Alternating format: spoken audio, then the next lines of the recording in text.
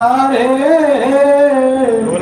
निरखी नैना हमारे आज प्यारे गुरु जी पधारे निरखी रहे नैना हमारे आज प्यारे गुरु जी पधारे निरखी जय गुरुदेव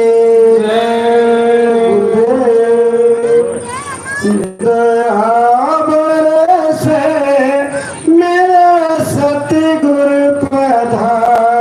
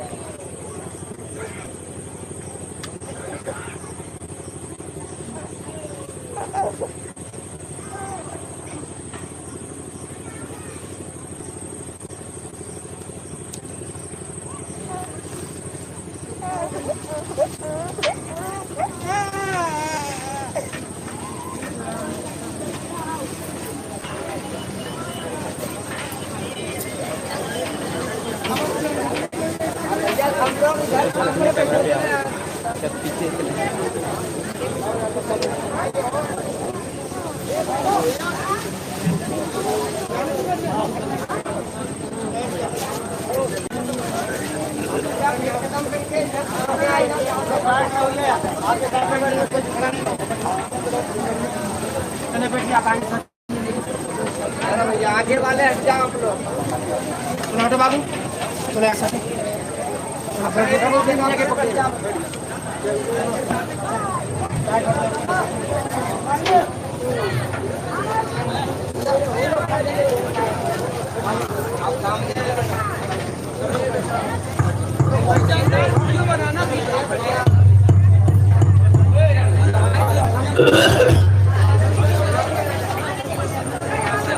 सभी प्रेमी बैठ जाओ, बैठ जाइए आप लोग। वक्त के संदेश को सुनो,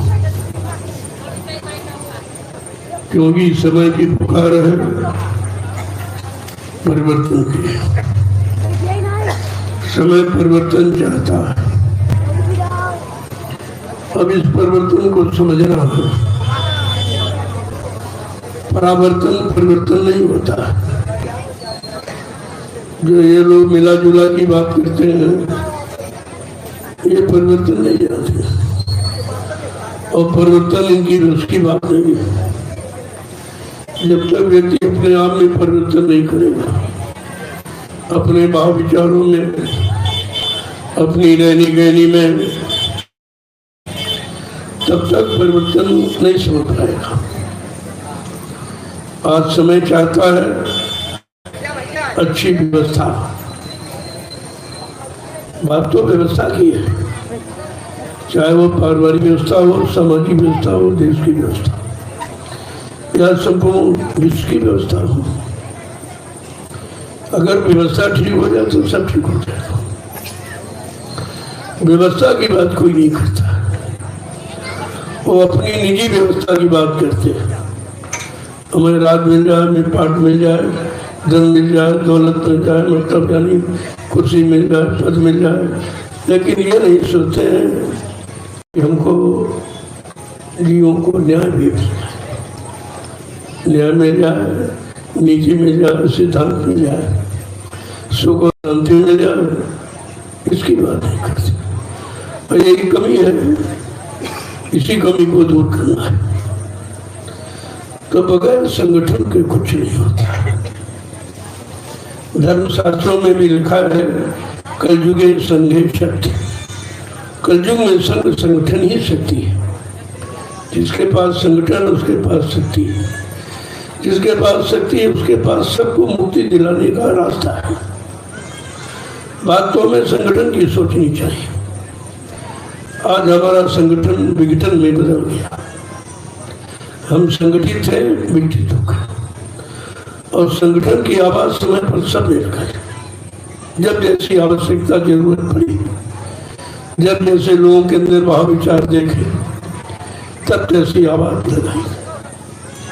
एक समय जब हम गुलामी में जी रहे थे, दास्ता की विषम जंजीरों में जकड़े थे, तो कोई न कोई तो आवाज लगाने वाला खड़ा ही हो जाता है, और उस समय का महान होता है।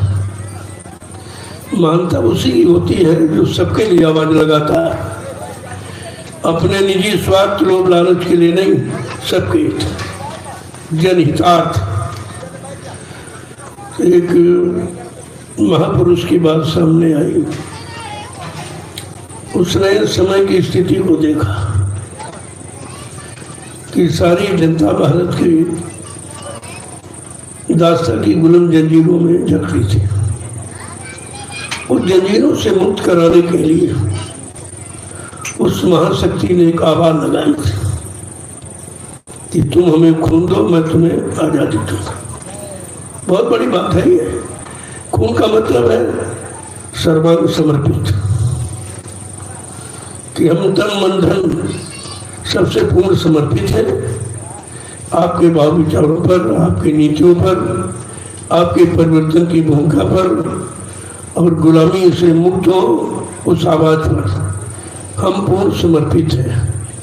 और लोगों ने अपना भाव दिखाया, लेकिन समय बड़ा विचित्र होता है। समय ने कुछ पलटा खाया, और जो आवाज थी वो लोगों ने, कुछ स्वार्थी लोगों ने उसको धीमा करना चाहा, लेकिन सत्य की आवाज कभी धीमी नहीं होती और उसको कोई धीमी कर भी नहीं सकता। इसी कहा सत्य कोई पराजित नहीं होता। परेशान किया जा सकता है लेकिन पराजित नहीं होता। उसी आवाज को आज समय को देखकर फिर एक आवाज आपके सामने दी गई है, तुम हमारा सहयोग करो, मैं तुम्हें व्यवस्था दूंगा। बात वही है, अंतर कुछ नहीं। समय की आवाज अलग अलग होती है। जब जैसी आवश्यकता जरूरत पड़ती है तब जैसे समय का महापुरुष आवाज को बदल देता है। तो आपके सामने आवाज लगी है, पहले भी लगी थी, आज भी लगी। अब उस समय उसकी जरूरत थी, किसी को देर से भगाना था, आज भगाना नहीं है। आज कोई मतलब यानी सब स्वदेशी है, कोई परदेशी तो है नहीं। जब सब स्वदेशी है तो ये स्वदेश की परिभाषा, स्वाधीन की परिभाषा अभी लोगों को पूर्णतः नहीं मालूम कि स्वाधीन किसे कहते हैं। हम स्वाधीन नहीं पराधीन हैं, लेकिन स्वाधीन की हम बात अभी करते हैं। और जब तक इस स्वाधीनता पर नहीं आओगे किसी को भी शांति नहीं मिल सकती। कितना धनवान बलवान बुद्धिमान हो जाए लेकिन इसमें शांति नहीं मिलेगी जब तक वो स्वाधीन माने स्वतंत्र। इसलिए लिखा पराधीन सपने में सुख नहीं। पराधीन माने दूसरे के अधीन रहकर, दूसरे के गुलाम बनकर हम कभी सुख शांति नहीं पा सकते। गुलाम तो गुलाम ही होता, दास तो दास होता है, लेकिन हमको मालिक बन के रहना। देश हमारा है, व्यवस्था हमारी है, कानून हमारा होना चाहिए, हमको अपने अनुसार जीने का अधिकार मिलना चाहिए, हमको न्याय नीति सुरक्षा का अधिकार मिलना चाहिए। आज उसकी जरूरत है, लेकिन ये बात करता कोई नहीं। क्यों? वो स्वाधीन नहीं, पराधीन है। कोई पद का पराधीन है, कोई गद्दी का पराधीन है, कोई स्वार्थ का, लोभ का, लालच का पराधीन है, लेकिन परमार्थ का स्वाधीन कोई नहीं। आज परमार्थ चाहिए।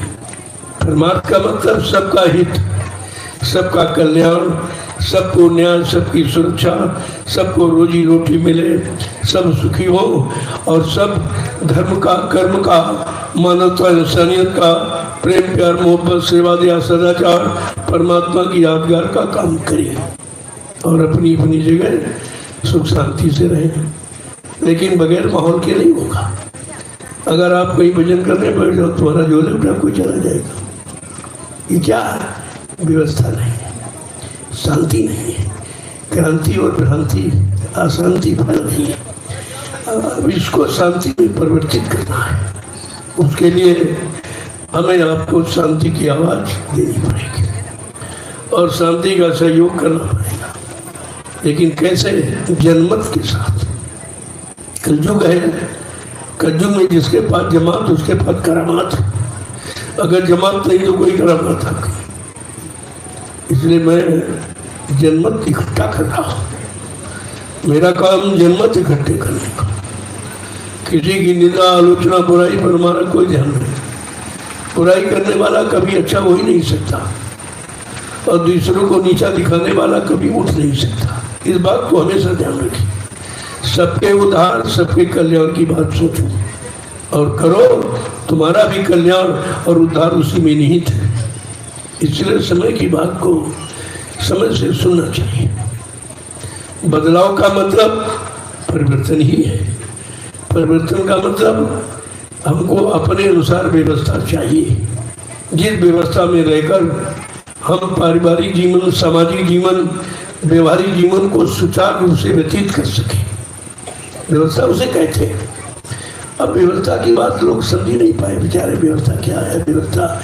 अब व्यवस्था को तुम भूल बस व्यवस्था कहते हो, इसमें तुम परेशान हो, न तुमको न्याय है, न तुम्हारी सुरक्षा है, न कोई रोजी रोटी है, न किसी तरह का मतलब आपको सुख शांति है, तो व्यवस्था है कहाँ। अब कहते हैं कर्मचारी अधिकारी खराब। मैं कहता नहीं, देश का कर्मचारी अधिकारी कोई खराब नहीं है, देश की व्यवस्था खराब। अगर व्यवस्था ठीक हो जाए ये सब सही निशानी पर आ जाएंगे और अपने अपने कर्म कर्तव्य का पालन करने लगे, व्यवस्था ठीक हो जाएगी।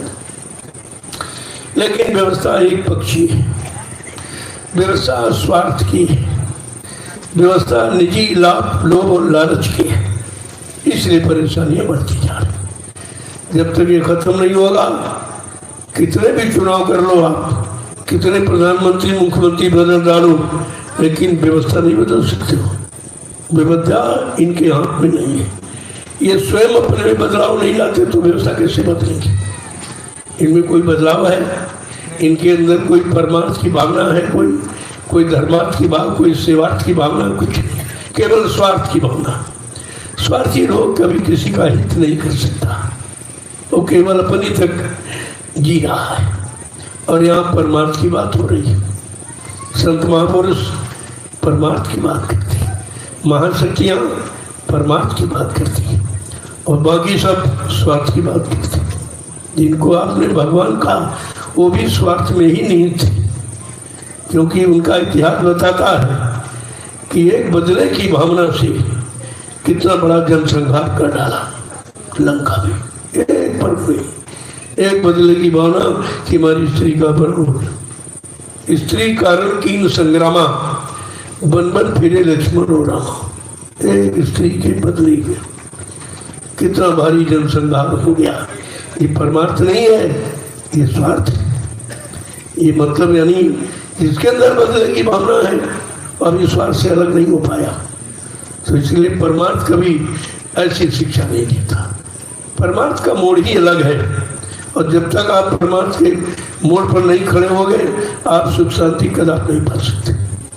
आज मैं परमार्थ की बात ही कर रहा हूँ, सारे हिंदुस्तान को परमार्थ की तरफ ले जाने का प्रयास कर रहा हूँ कि आप परमार्थी जीवन व्यतीत करो, फिर देखो तुम्हारे जीवन में कितनी सुख शांति।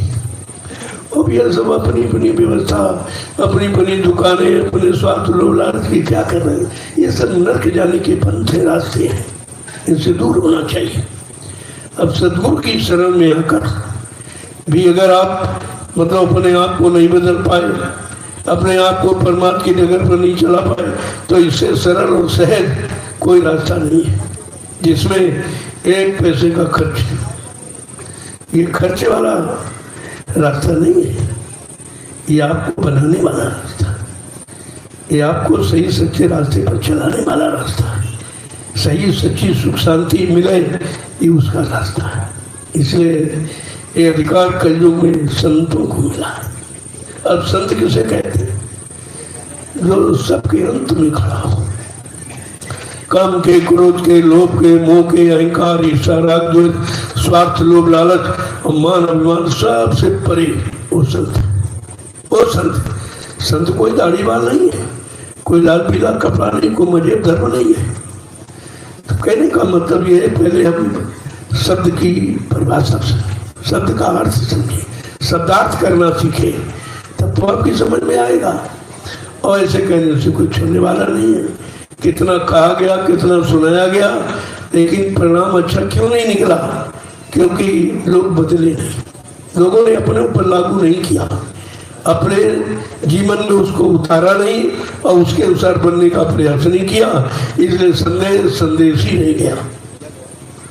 तो संदेश नहीं है, संदेश है हमें सबको बदलने का, हमें सबको सही सच्चे रास्ते पर चलने का, हमें सबको मानवता जो मानव इंसानों का भोजन जिसमें सद्बुद्धि सद्ज्ञान होता है, जब तक आपका भोजन नहीं सही होगा, आपका आहार सही नहीं होगा, आपके विचार कभी सही नहीं। आहार से विचारों का जन्म होता है। इसलिए समय की आवाज है कि हम मानवीय आहार, जिसे शाकाहार कहते, शुद्ध आहार कहते, सात्विक आहार कहते, हमें उसे अपनाना, तब हम अपने अंदर सद्विचार पैदा कर सकते हैं और सबके प्रति अच्छा सोच ही नहीं सकते, कर भी सकते, लेकिन उसके लिए सर्वप्रथम आहार की जरूरत है। बिना आहार के सुधार नहीं है। और आहार नहीं ठीक तो श्रृंगार नहीं बंद होगा। ये दूषित आहार ही तो श्रृंगार करता है और सात्विक आहार सुधार करता है। श्रृंगार और सुधार में यही तो फर्क है। और आप न श्रृंगार समझ पाए न सुधार समझ पाए, तो ऐसे कहने से कुछ नहीं होगा। अब करने की जरूरत है। ये कर्म भूमि है भारत, इसमें जो भी आया उसने कर्म किया। नेता सुभाष चंद्र बोस ने जो कर्म किया है, अगर उस कर्म को सब लोग अपना लेते, उस पर चल फिरते, तो देश का नक्शा ही बदल जाता। नक्शा बदल जाता, लेकिन कुछ नहीं हुआ। केवल कहते रहे, सुनते रहे, सुनाते रहे। अब करने की बात तो आपने अपना ही नहीं और आपने कुछ किया भी नहीं। तो बगैर करने से कुछ नहीं होगा, आपको करना पड़ेगा। ये कहना सुनना ये सब ये पाखंड है, इससे कुछ नहीं होगा। अब आप कहते रहो, लोग सुनते रहे, तो कहने वाला भी कुछ नहीं कर सकता और सुनने वाले भी कुछ नहीं कर सकते। इन दोनों को कर्तापन में उतरना पड़ेगा। सुना ऐसी जाता है करने के लिए, सुना इसीलिए जाता कि हम करने लगे, लेकिन यहाँ सुना सुनी है केवल, कहा सुनी। और कहा सुनी माने झगड़ा, कहते हमारी उनकी कहा सुनी हो गई। कहा सुनी तो झगड़ा है, और यही कि एक कह रहा है एक सुना। लेकिन संतों ने कहा, नानक जी ने यही कहा था, एक ने कही एक ने मानी, और नानक कहे कि दोनों ज्ञानी। जो नेताजी ने कहा, जो आवाज लगाई परिवर्तन की, अगर उस परिवर्तन पर हम लोग चल पड़ते और अपने जीवन में उतार लेते, तो मैं बार बार कहता हूँ कि हमारे भारत देश का नक्शा ही बदल जाता। हम सच्चे भारतवासी कहलाते, हम सच्चे हिंदुस्तानी कहलाते। लेकिन हिंदुस्तानी और भारतवासी कहलाने का अधिकार आपके पास है। पहचान है वेशभूषा, पहचान है भाषा, पहचान है खान पान, ये तीनों आपके बदल में। गुलामी तो अब भी आप अपना लो।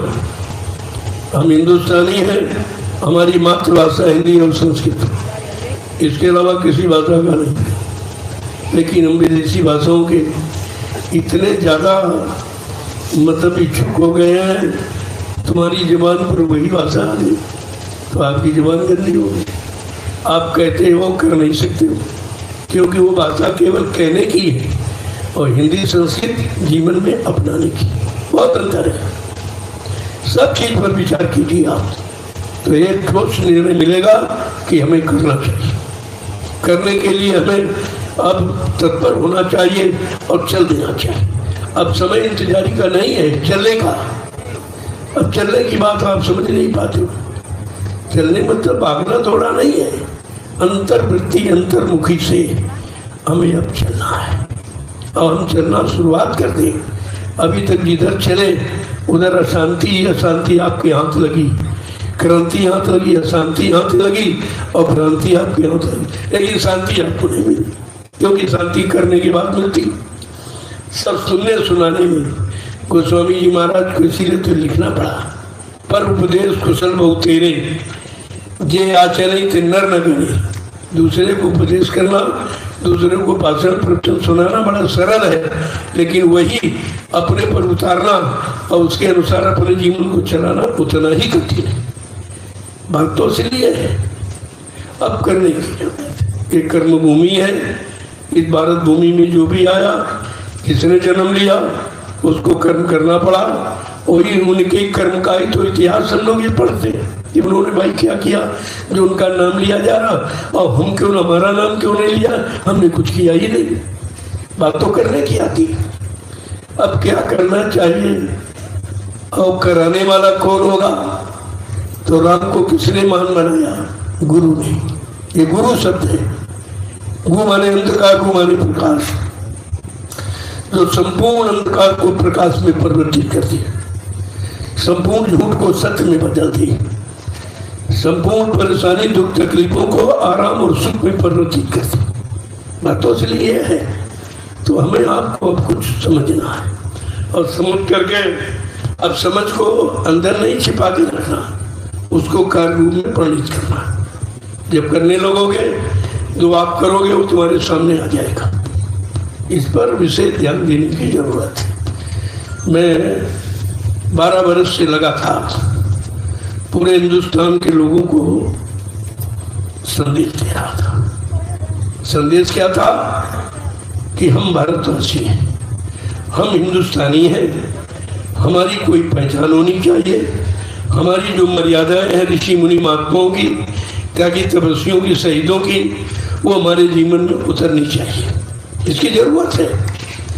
वो तो भी नहीं कुछ हुआ है, लेकिन प्रयास हमारा उसी का है। जब तक हम सब लोग मिलकर देश की समस्याओं का समाधान नहीं निकालेंगे तब तक कुछ। तुमको राजा कर देगा, प्रधानमंत्री कर दे, उनके पास कुछ नहीं, वो जानते ही नहीं। वो परमार्थ सेवा धर्म से बहुत करोड़ों को दूर खड़े, वो तो स्वार्थ में डूबे हुए हैं, गद्दी के अभिमान में, कुर्सी के लालच में, जबकि उनको मालूम है ये चीज तुम्हारी नहीं है, न पहले तुम्हारी थी और न रहेगी, ये तुम्हारे यहाँ टिकने वाली नहीं। लेकिन नहीं समझ आ रहा, जब आदमी किसी में डूब जाता है तो उसको वही चीज दिखाई देती। मैंने 12 वर्ष संदेश सबको दिया, ऐसा नहीं है राजा प्रजा धर्माचार्यों को, उनको इनको सब, क्योंकि मैं परमिशन लेके कार्यक्रम करता हूँ। परमिशन का मतलब कि हम तुमको सूचना दे रहे हैं, सूचनार्थ कि मैं ये संदेश देने जा रहा हूँ जो समाज देश के हित में है, जो राजा प्रजा दोनों के हित में है, और जो हमारे भारत देश के हित में है, वो हम संदेश देने जा रहा हूँ। तो मैंने उनको परमिशन उनसे लिया और कार्यक्रम किए।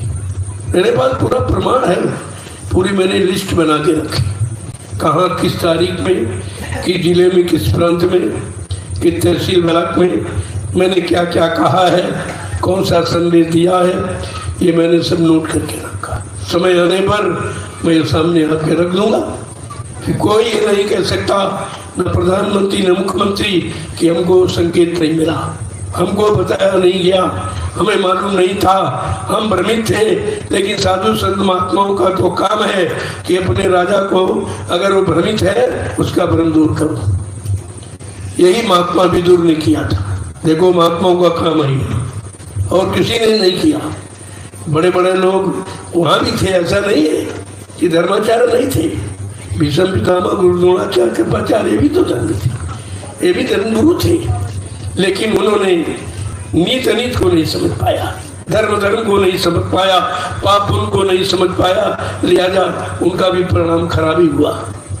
इसलिए मैंने धर्माचार्यों को भी यानी आगाह किया है कि आपका कर्म क्या है, अपने कर्म को समझो। राजा का कर्म क्या है, राजा अपने कर्म को समझे, नहीं समझेगा तो परिणाम भोगेगा वो। ऐसा नहीं, परिणाम सबने भोगा और सबको भोगना पड़ेगा। अपने कर्मों की सजा सबको मिलेगी, क्योंकि समय आ रहा है, समय से सबको न्याय दे देगा। उसी समय का इंतजार है। भाई वो समय कब आएगा जब सबको न्याय मिले, सबकी सुरक्षा हो, सबकी व्यवस्था हो, उसी समय का तो इंतजार है और उसी का प्रयास है। अब ये धीरे धीरे अगर सब लोग एक बार ही तैयार हो जाती है तो बहुत जल्दी हो जाएगा। महापुरुषों ने कहा भाई परिवर्तन का मसाला हमने तैयार कर लिया, लेकिन बात तो इसलिए है कि जब तक तुम उसके काबिल नहीं दिखाई दोगे तब तक मैं ये व्यवस्था नहीं सौंपूंगा। ये व्यवस्था ऐसे नहीं सौंपी जाएगी। ये ताज किसके सिर पर बांधा जाए, ये शहीदी इंकलाब है। ये ताज किसके सिर पर बांधा जाए, जो देश की व्यवस्था नहीं विश्व की व्यवस्था को सुचारू रूप से चलाए और नरसंहार और मांसाहार और दुराचार और भ्रष्टाचार ये सब समाप्त करती। इसकी जरूरत है। जब तक ये नहीं होगा कोई भी प्रधानमंत्री राष्ट्रपति बन जाए, लेकिन जब तक ये नियम सिद्धांतों को नहीं अपनाएगा उसका राज चल नहीं सकता, और वो भी पार नहीं हो सकता, उसको भी शांति नहीं मिलेगी। अभी उन्होंने नर्क नहीं पढ़े हैं कि किन किन कार्यों से नर्क मिलता है, किस किस स्वार्थ में डूब जाने पर नर्क मिलता है, कौन कौन से विचार हैं जिसके करने से नर्क मिलता है, ये तो उनके पास है ही नहीं। इन महात्माओं का संदेश है, वो महात्माओं के आना के पास आना पसंद नहीं करते, पर सुनना भी नहीं पसंद करते, लेकिन मैंने सुनाया है। मैं ये नहीं कह सकते कि हमको बताया नहीं, इसीलिए मैं परमिशन लेता था। बाकी यार परमिशन हमारा कोई मतलब नहीं, परमिशन तुमको कोई दे ही नहीं सकता, हमारे पास इतना जनमत है, कौन परमिशन दे देगा। लेकिन हम अपना कर्तव्य पूरा निभाते, इस सबको बताकर, सबको सूचना प्रेषित करके, सब यानी हमें कार्य करता हूँ। और जितने भी कार्यक्रम होते हैं, आज भी अभी गुरु पूजा पावन पर्व होने जा रहा, मैं सूचना सबको दूंगा। आए ना आए ये उनकी जिम्मेदारी, हमारी जिम्मेदारी है सूचित करना। मैं वो काम कर रहा हूँ, क्योंकि हमें परिवर्तन दिखाई दे रहा और उनको दिखाई नहीं दे रहा, क्योंकि उस स्वार्थ में अंधे हो गए। उन पर स्वार्थ का पर्दा पड़ गया, लोभ लालच का पर्दा पड़ गया, मान सम्मान का पर्दा पड़ गया है। उन्हें ये परमार्थ सेवा धर्म दिखाई नहीं देता, लेकिन हमें दिखाई देता, हम तो बताएंगे, हम तो इशारा करेंगे। और मैंने 12 वर्ष पूरे हिंदुस्तान में घूम घूम कर ये मैंने संदेश दिया, सबको बताया। कोई अपने स्वार्थ लोभ लालच करे, हमको तो कुछ चाहिए नहीं, हमको अपना देश चाहिए, हमको अपने देश की व्यवस्था चाहिए, हमको अपने देश का इतिहास बनाना चाहिए, हमारा संकल्प ये है। पर ये हमको कुछ नहीं चाहिए, क्योंकि सबसे खराब है राजा बनना, तब से राज और राज से नरक, नरका, राज से नरका, इसमें कुछ नहीं फर्का, इसमें कोई फर्क नहीं। सिर्फ राजा बनना बड़ा गंदा काम। तो स्वामी महाराज ने इसी तो लिखा रामचरितमानस कि जा सुराज प्रिय प्रजा दुखारी, सो न पवस नरक अधिकारी। जिसके राज में प्रजा दुखी है वो राजा नरक में जाए। क्या ये रामचरितमानस नहीं पढ़ते? श्री राम का झंडा उठाए घूम रहे और रामचरितमानस से बह रहे। अरे श्री रामचरितमानस ही श्री राम है और श्री राम ही रामचरितमानस, ये क्यों नहीं समझते? लेकिन एक भी बात उन्होंने राजा के लिए लिखा, ये धार्मिक भूमि का राजा कैसा होना चाहिए, तब लिखा कि राजनीति बिन धन धर्मा और प्रभु समर्पे बिन सत्कर्मा। ये राजनीति बिना धार्मिक धन गाड़ी कमाई के नहीं चलाई जा सकती, और नीतिवान और चरित्रवान पुरुषों के बगैर ये भारत देश की राजनीति को कोई चला नहीं सकता। लेकिन अब इसको पढ़ते नहीं, क्योंकि ये गुण उनमें है नहीं। 14 गुण चाहिए, वो 14 गुण केवल नेताजी सुभाष चंद्र बोस में थे, किसी में नहीं थे। 14 गुण चाहिए किसी देश को चलाने के लिए, और यहाँ तो 2800 गुण हैं। कितने देश चलाएंगे, कैसे चलाएंगे, और कहाँ चला रहे हैं? ये देश चल रहा कि देश घसीटा जा रहा, इस पर विचार कीजिए आप पहले। ये चलने चलाने की बात नहीं है, तो घसीटने की बात है। अब धीरे धीरे समय आ गया है, समय किसी को माफ करता नहीं है, मनुष्य बली नहीं होते हैं, और समय हो तो बलवान, और भिल्लन रूठी गोपिका कोई अर्जुन बात। सब कुछ संकेत इशारा, इतिहास इसीलिए लिख के रखा गया कि वर्तमान के लोग पिछले युग के इतिहास को पढ़कर अपना समय ठीक कर लें, अपना समय ठीक कर लें, अपनी व्यवस्था ठीक कर लें, इसीलिए तो लिखा गया। लेकिन अब इतिहास का भी उपहास हो रहा, सब पढ़ते हैं, सुनते सुनाते, करने वाला कोई नहीं, मानने वाला कोई नहीं, चर्चा करने वाला कोई है ही नहीं। तो इतिहास बेचारा क्या करेगा? इतिहास तो जानकारी दे रहा है, और जानकारी के अनुसार हमें आपको चलना है। जब तक चलोगे तभी मंजिल पर पहुंचोगे। केवल शोर मचाते रहो, हल्ला मचाते रहो, सुनते सुनाते रहो तो मंजिल नहीं तय होगी। मंजिल तो चलने के बाद ही तय होगी। और चलने वाला व्यक्ति सुनने सुनाने के चक्कर में ही रहता, सीधा निशाना अपनी मंजिल पर जाने का बनाता है। हमें आपको अपनी मंजिल तय करनी चाहिए। तय जब भी करोगे जब एक एक कदम विश्वास के साथ उठाओगे।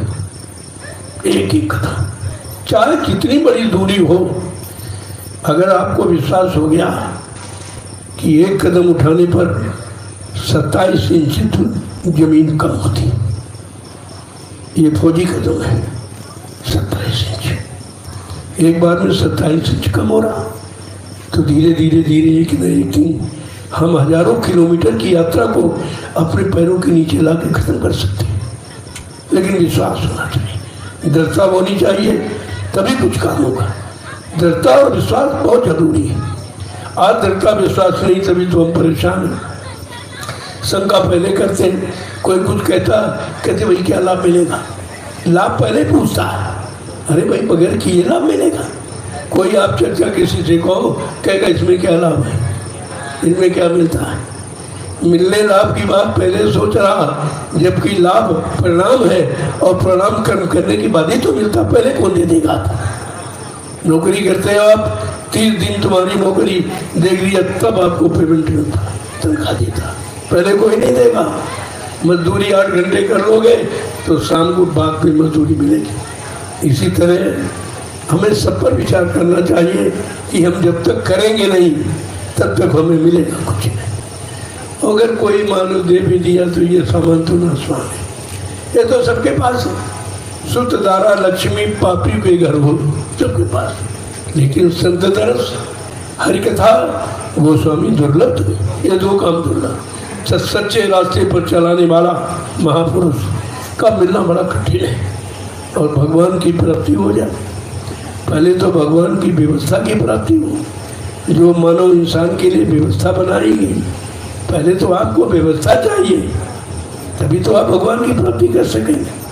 और व्यवस्था नहीं तो आप चिंतित हो, और चिंता करने वाला व्यक्ति कभी भजन इबादत पूजा कर ही नहीं सकता। उसको चिंताएं सता रही, समस्याएं उसको मजबूर कर रही। तो इसलिए व्यवस्था चिंता और समस्याओं का समाधान है। जब तक आप व्यवस्था के बारे में नहीं समझेंगे, आपकी चिंता जाने वाली नहीं। इसलिए मैं व्यवस्था की बात करता हूँ।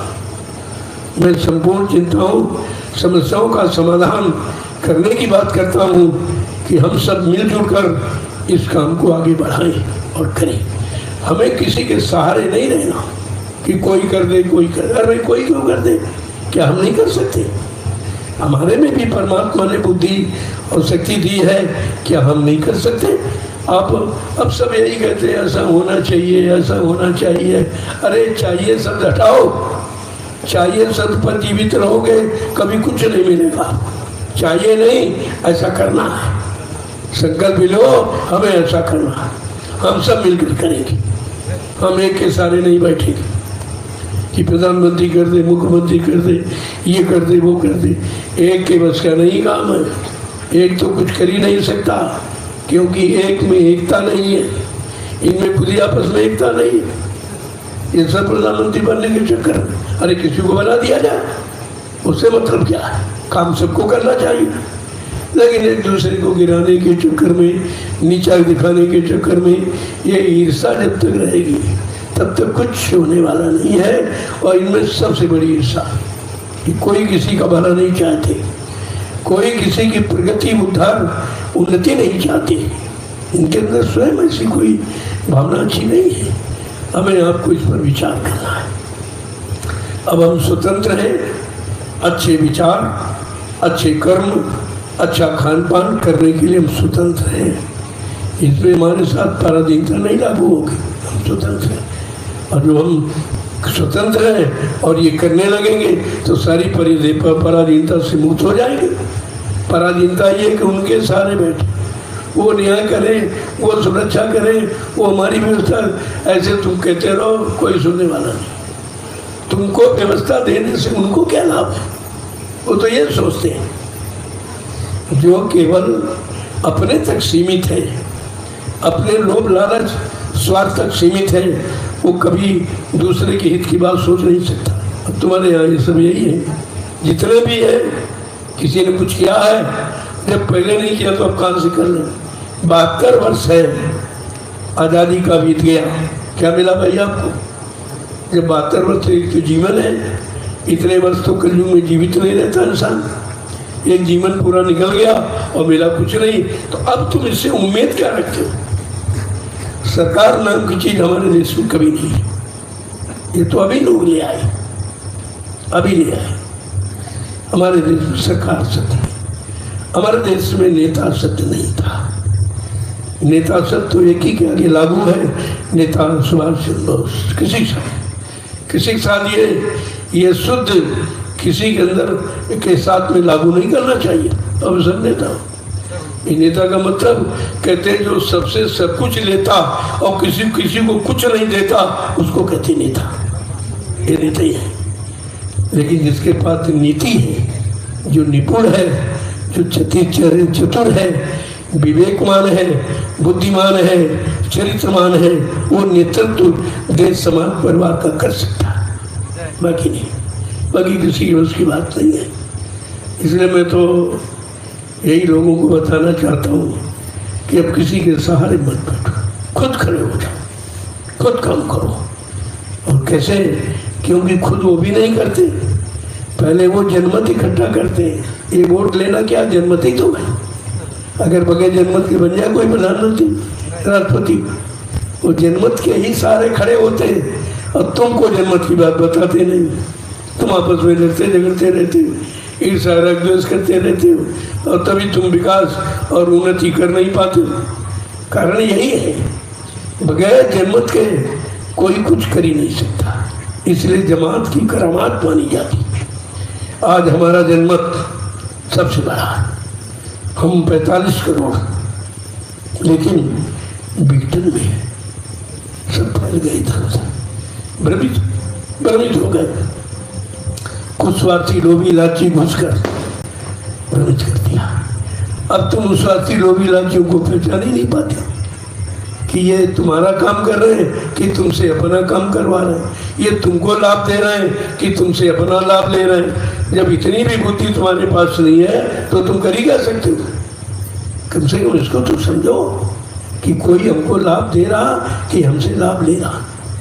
नेता चंदा नोट वोट महंगाई टैक्स ले रहे हैं, ये कहाँ दे रहे हैं आपको? लेने वाला भिखारी होता, देने वाला दाता होता।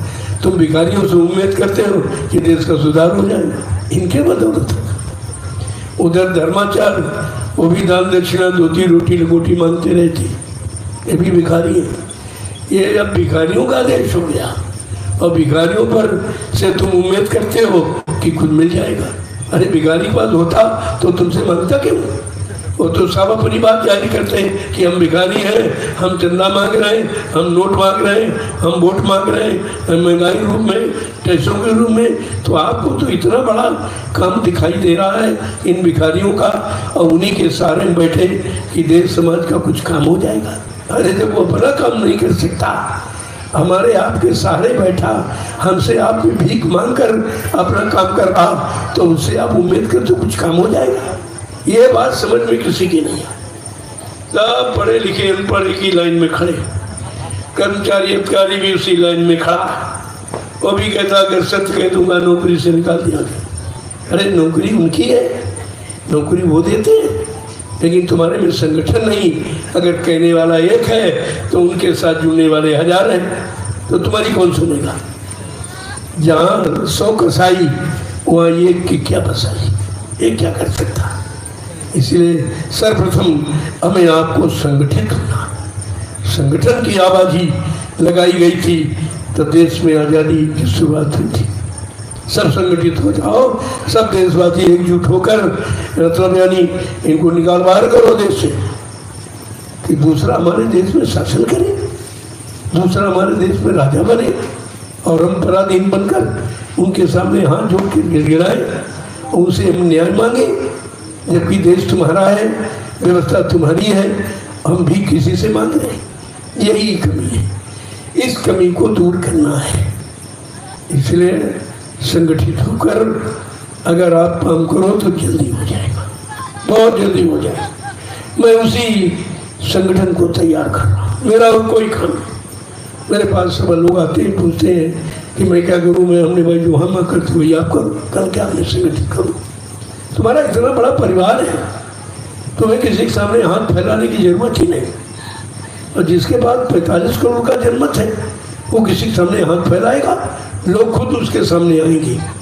व्यवस्था उसकी होगी जिसके पास जमात है। इन लोगों ने फूट इसीलिए पैदा की कि जमात अगर नहीं होगी तो ये कुछ नहीं कर सकती, तो हमारे यहाँ में फूट पैदा कर दी। यही फूट ही हमारी पराधीनता का कारण है।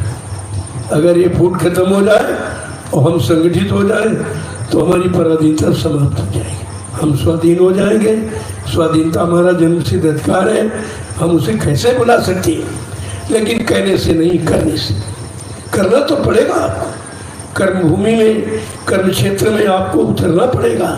ये भाषणबाजी, प्रवचन, ये सब बंद करो, इससे कुछ होने वाला नहीं। 72 वर्ष नेताओं ने भाषण दिया है और महात्माओं ने प्रवचन किया और किया कुछ नहीं, किया कुछ नहीं। तो भाषणों से सुधार नहीं होता, प्रवचनों से धर्म नहीं आता। धर्म धारे थी, धर्म तो धारण की चीज है। जब अपने जीवन में उतारोगे तब तुम्हारे अंदर धार्मिकता का अंकुरण होगा। धार्मिकता का मतलब अच्छे विचार, अच्छा खान पान, अच्छी सोच, अच्छे कर्म, इसको कहते हैं धार्मिक। धार्मिक कोई अत्तर पत्थर कागज कैलेंडर नहीं होता, कोई तीरथ मूर्त पानी, ये धार्मिक नहीं है। यही तो पाखंड आपको धर्म की तरफ मोड़ दिया इसने और आप फंस गए। धर्म तो जीवन को बदल देता है, धर्म समाज विश्व को बदल देता है अगर सच्ची धार्मिकता हमारे आप में आ जाए। जय गुरुदेव। प्रेमी, आज इस संदेश की आवश्यकता। अब वो भाषणबाजी प्रवचन मैंने बंद कर दिया। बहुत कहा, बहुत सुनाया, लेकिन कोई मतलब नहीं निकला। क्यों? सुनने से काम होगा नहीं, सुनाने से काम होना नहीं। काम होगा करने कराने से। तो करने कराने के लिए तो मुंह बंद करना पड़ेगा। जो करता वो चुपचाप काम में लग जाता, वो बाणी विराम दे देता, वो कुछ नहीं कहता। सब बोला कुछ नहीं, कुछ कहना ही नहीं। अपने लक्ष्य की तरफ चलना सीखो। पहली बात अपना लक्ष्य बनाओ कि हमारे जीवन का मुख्य लक्ष्य क्या है। हमारा व्यक्तिगत जीवन का नहीं, सार्वजनिक जीवन का, सामाजिक जीवन का, व्यवहारिक जीवन का हमारा लक्ष्य क्या है, क्या होना चाहिए। जब तक ऐसी विचारधारा हमारे आपके अंदर नहीं आएगी तब तक कुछ भी होने वाला नहीं है। मैंने 60 वर्ष मथुरा का माहौल देखा, कुछ नहीं हुआ। सब भ्रमित हो गए, सब भटक गए, इधर उधर चले गए, बचनों को भूल गए। 12 वर्ष फिर मैंने एक मौका दिया कि चलो एक बार फिर आपको याद दिला दूं कि आप क्या भूले हो, किसको आपने छोड़ा है। जब तक वो चीज़ नहीं आएगी आपको लाभ मिलने वाला नहीं है। कौन सा लाभ? आंतरिक शांति, भ्रांति को दूर करना और शांति को पैदा करना। काम तो ये करना है। अब इतनी भ्रांतियां हैं कि आपको उसी से फुर्सत नहीं मिलती। इतनी क्रांति छिड़ गई है जगह जगह, और एकमात्र केवल स्वार्थ, और उनके अंदर कुछ नहीं। कितनी दुकानें खुल गई देखा, बहुत धर्म की दुकान, धर्म एक है, दुकानें कितनी, उनको देखिए। अब केवल दुकानों पर सौदा बगैर पैसे का नहीं मिलेगा। आप समझ लो दुकानों का मतलब पैसा दो, लेकिन दरबार लुटाता है। ये दरबार है, यहाँ लुटाया जाएगा और लुटाया जा रहा। ये दुकानें नहीं है जो लोगों से कोई काम की इच्छा की जाए, स्वार्थ, लोभ, लालच, मान सम्मान को कोई इच्छा की जाए। ये दरबार अच्छा नहीं। मैं तो किसी दरबार में कुछ मांगता ही नहीं, लेकिन स्वेच्छा से। प्रेमी क्यों देता? मैंने पूछा, भाई जब मैं नहीं मांगता हूँ आप क्यों देते हो? कहते मैं इसलिए देता हूँ कि हमारे पास समय नहीं है। हम कहाँ लगाएं, किसको दें? तो हम जानते कि आपको देंगे, आप अच्छी जगह लगा दोगे तो हमको भी अपनी कमाई का कुछ लाभ मिल जाएगा। हमने हाँ ये बात ठीक है, ये तुम्हारा निर्णय है, मैं आपकी कमाई को अच्छी जगह लगा दूँगा। और देखा आपने कितने अभी थोड़े दिनों में मैंने ये 6 आश्रमों का निर्माण कर दिया। मथुरा में एक, वो भी सुचारू रूप से नहीं रहा। व्यवस्था बिगड़ गई, कुछ नहीं हुआ, कुछ रखा ही नहीं गया। सब स्वार्थी लोभी लालची टूट पड़े, एक दिन लूटमार होने लगे, खत्म हो गया। लेकिन हमने कहा ठीक कोई बात नहीं, चलो एक आश्रम आपने गंदा कर दिया, अरे मैं आश्रम बनाना जानता हूँ, बना दूंगा। मैंने 5 आश्रम बना दिए, वैसे तो 6 हैं लेकिन 5, 3 तो यही है। एक आपका हरदोई बगल में दयाल आश्रम, और 2 ये हैं, एक नैमिषारण्य में और ये ग्रामशाला मिश्री को ही है, यहाँ बैठे हो आप, और एक नवीनतम आश्रम का निर्माण करने जा रहा हूँ। वो सबके जनहित का होगा, उसमें किसी एक व्यक्ति का नाम नहीं होगा, सबके लिए। वो कब होगा? जब समय आएगा तो। इससे तो मैं जानकारी देने के लिए मैंने इन आश्रमों का निर्माण किया था कि यहाँ से लोगों को सही सच्ची जानकारी मिलेगी कि आश्रम का मतलब क्या होता है। आश्रम माने अपना श्रम, किसी दूसरे से भीख मांग के नहीं, अपना श्रम, अपना श्रम, अपनी अपनी गाड़ी कमाई जहाँ लगेगी वहाँ हमेशा सुख शांति ही रहती।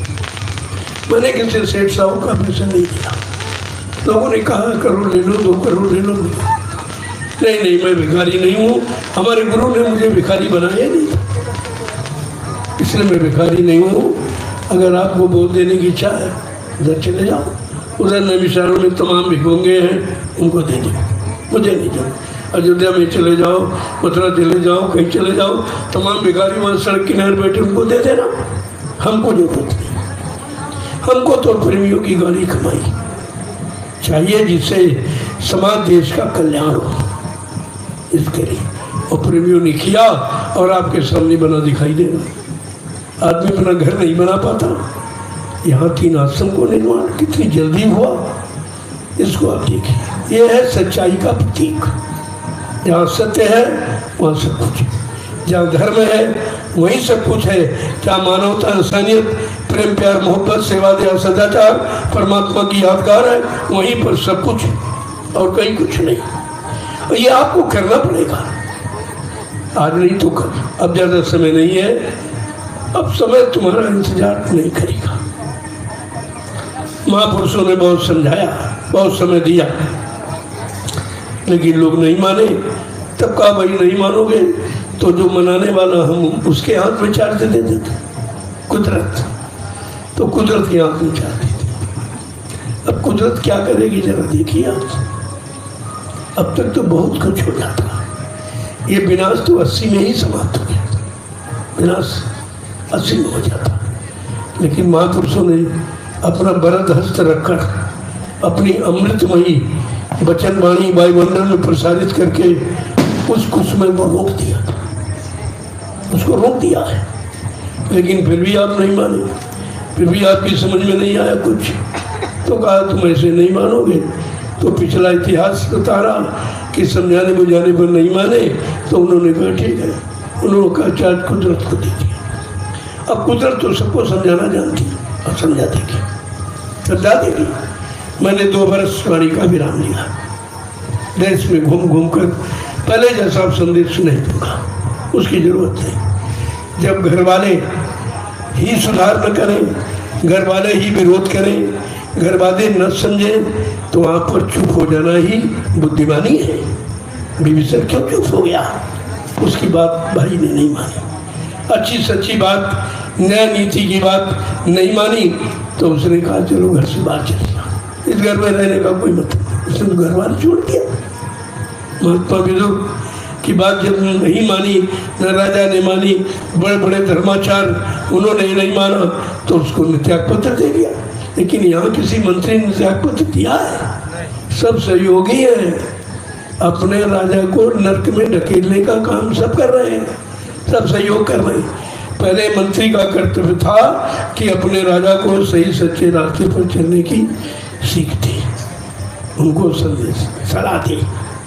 ये सलाहकार है, सलाह कोई बुरे काम के लिए थोड़ी होती, लेकिन कोई नहीं, सब तारीफ करेंगे, सब वाहवाही करेंगे कि मतलब यानी, तो ये तो और गिराने के चक्कर में। लेकिन ये राजा को सोचना चाहिए कि भाई हमको जो हम कर रहे हैं सब उसी में सहयोग कर रहे हैं। कोई नहीं कह रहा कि ये ठीक है कि खराब है, अच्छा ये बुरा है कि पाप है कि पुण्य है, कि धर्म है कि ये धर्म है, कि सत्य है कि ये सत्य है, कोई कहने को तैयार नहीं। तो राजा को भी तो समझना चाहिए, लेकिन समझोगे कैसे? क्या धर्मशास्त्र झूठे हो जाएंगे? विनाश काले विपरीत बुद्धि, जब जिनका विनाश होने को होता है उनकी बुद्धि विपरीत दिशा में काम करती है। आप चाहे जितनी अच्छी सच्ची बात बताओ, वो मानने को तैयार नहीं होगा, क्योंकि उसको पाप का घड़ा भर गया, वो फूटेगा निश्चित। इसे कोई रोक नहीं सकता। रोकने वालों की बात जब नहीं मानोगे तो रोकेगा कौन? और तो कोई रोक ही नहीं सकता। जिनके साथ कुदरत है, कुदरत जिनके इशारे पर काम करती है, वो रोकेगी। जब उनकी बात आपने माना नहीं, कहा भाई कुदरत से कहा तुम करो, अब तुम करो, मेरी बात नहीं माना। तुम्हारा मनाना अच्छा है, तुम्हारा मनाना इनके बुरे कर्मों का तरीका तुम्हारे पास है, इनको सजा दे दी तो तुम मान जाएंगे। इसलिए गुरमियों, बड़े समझने सोचने का समय है। अब इधर उधर भाषणबाजी, प्रवचन, शोर शराबे का समय खत्म हो गया। बहुत बताया, बहुत सुनाया, बहुत समझाया। जब कोई समझने के लिए तैयार नहीं है, अच्छे काम करने के लिए तैयार नहीं है, अच्छे रास्ते पर चलने के लिए तैयार नहीं है, अच्छा खान पान अपनाने के लिए तैयार नहीं है, तो वाणी को विराम देना ही बुद्धिमानी है। चुप हो जाना चाहिए। ये चीज जय गुरुदेव। देखो, जय गुरुदेव का मतलब समझो। विश्व गुरु हो भारत देश, यही शब्द है। जय शंख ध्वनि है। जय हिंद भारत देश, जय गुरु भारत देश। ये बात समझनी चाहिए आपको। जब समझ लोगे तब अंतर्द्वंद समाप्त हो जाएगा। जो अंतर में द्वंद चल रहा है, अंदर में वैचारिक क्रांति, विचारों में भिन्नता चल रही, ये समाप्त हो जाएगी। कुछ नहीं रहेगा आपका। जय गुरुदेव, जय गुरुदेव। इसीलिए जय गुरुदेव नाम किसका कहते हैं? प्रभु का। प्रभु, ये प्रभु की सारी सत्ता है। जब प्रभु मृत्युलोक मंडल पर आ गया तो उसकी सत्ता और कौन संभाल सकता है? किसके बस की बात है? तो प्रभु शब्द पर विचार करो। गोस्वामी महाराज ने यद्यप रामचरित मानस के उत्तरकांड में इशारा किया है, एक अनीय नामा अज सच्चिदानंद प्रभु धामा। वो एक अनामी धाम है, वहाँ एक अनामी महाप्रभु है। जब अनामी महाप्रभु स्वतः मानव चोला धारण करके मृत्युलोक मंडल पर आ जाएगा, प्रभु नाम को जगाएगा, प्रभु नाम को सिद्ध करेगा, प्रभु नाम का प्रचार कराएगा, प्रभु नाम से जीवात्माओं को जगाएगा, प्रभु नाम का बेड़ा भवसागर में लगाकर इन जीवात्माओं को घर पहुंचाएगा। ये है प्रभु। प्रभु का ये आदमी इंसान नहीं है। अभी तक लोग यही नहीं समझ पाए प्रभु का मतलब क्या प्रभु से बढ़कर और कुछ है। अब तुम प्रभु को नहीं समझ पा रहे हो, नहीं वहां तक पहुंच पा रहे हो, तो समझने के लिए आपको सत्संग, सत्य का संग, सत्य का संग जहां हो और जिसमें सत्संग करने की उज्जवल भावना हो, पवित्र, आपको सत्संग करना चाहिए। सुनना सुनाना नहीं, करना चाहिए। सत्संग किया जाता, करिए नित्य सत्संग, बाधा सकल मिटाए, फिर ऐसा अवसर ना मिले दुर्लभ नर्तन पाए। हर रोज प्रतिरोज सत्संग करो, सुनो सुनाओ, पढ़ो पढ़ाओ नहीं, करो।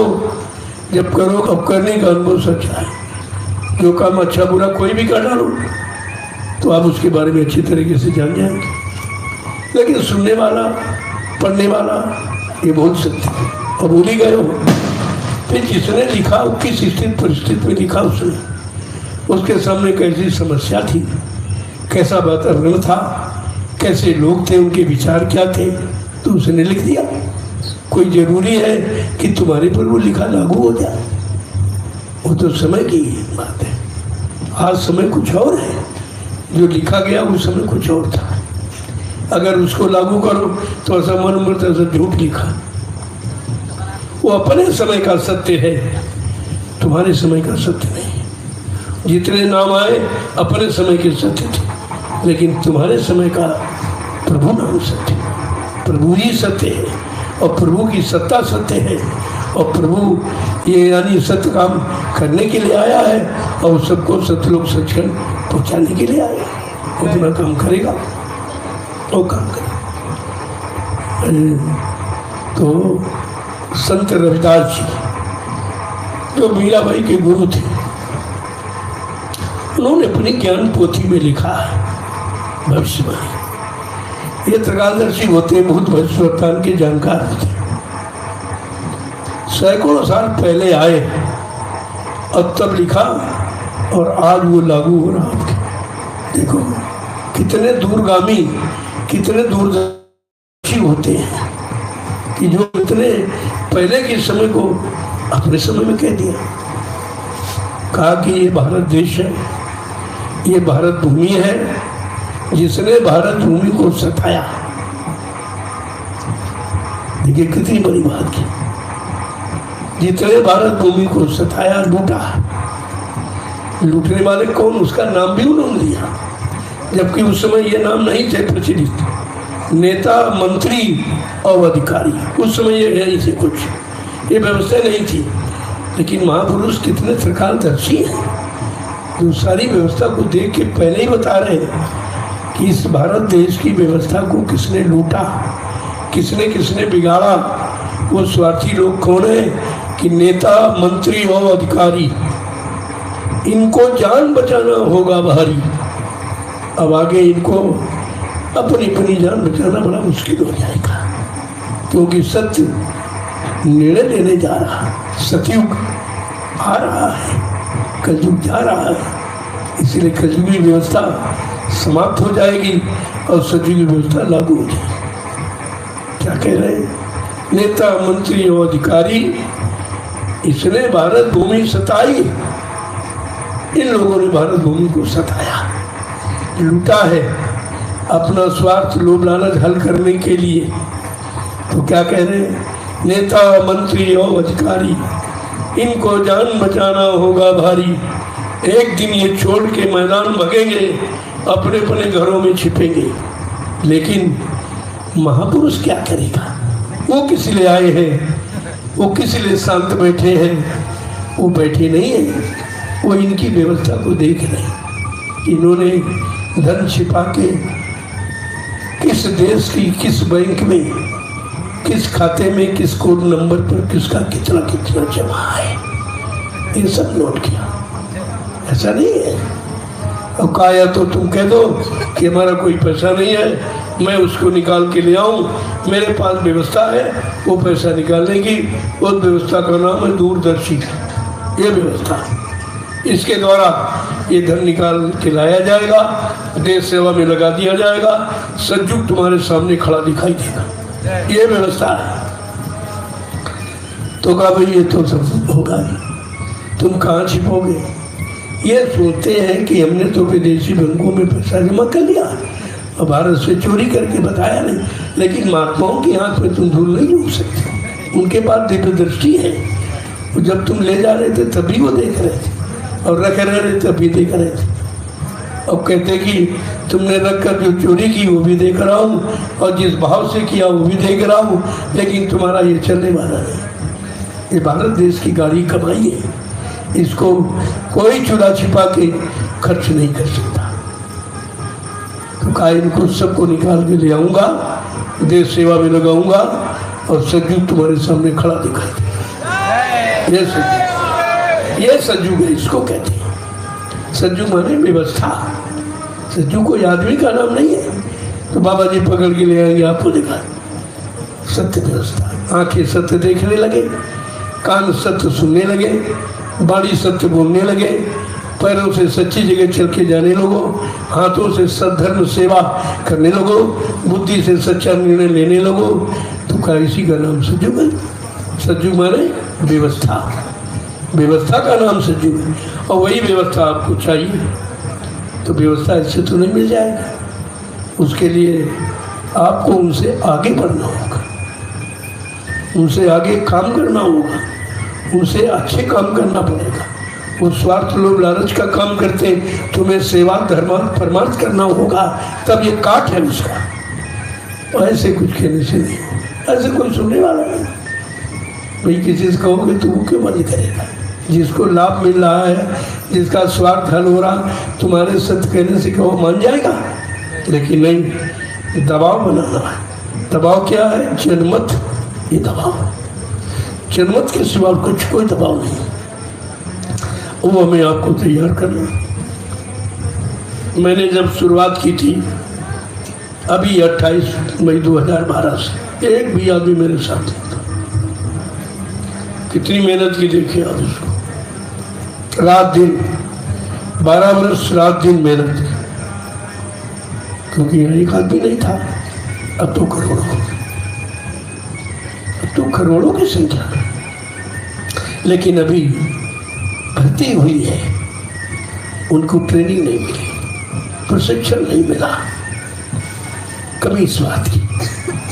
अब धीरे धीरे उनको सत्य के रास्ते पर चलाना, सत्य की परिभाषा बताना, सत्कर्म की जानकारी देना, मानवीय खान पान की जानकारी देना, अपनी भारतीयता की जानकारी देना, अपनी हिंदुस्तान की गौरव गरिमा को बताना, ये जरूरी है। मगर इसके कुछ नहीं। मैंने ये आवाज़ें बिल्कुल अलग लगा दी, किसी ने नहीं लगाई आज तक। ये विश्व का इतिहास है, जो मैंने कहा किसी ने नहीं कहा कि आप शाकाहारी हो जाओ। कोई राजा, कोई धर्माचार्य, कोई मंदिर मस्जिद कहीं से कोई आवाज़ नहीं निकली कि भाई शाकाहारी होना चाहिए। कोई रामायण गीता भागवत वो भी संदेश नहीं दे रहे, सब मौन है बिल्कुल।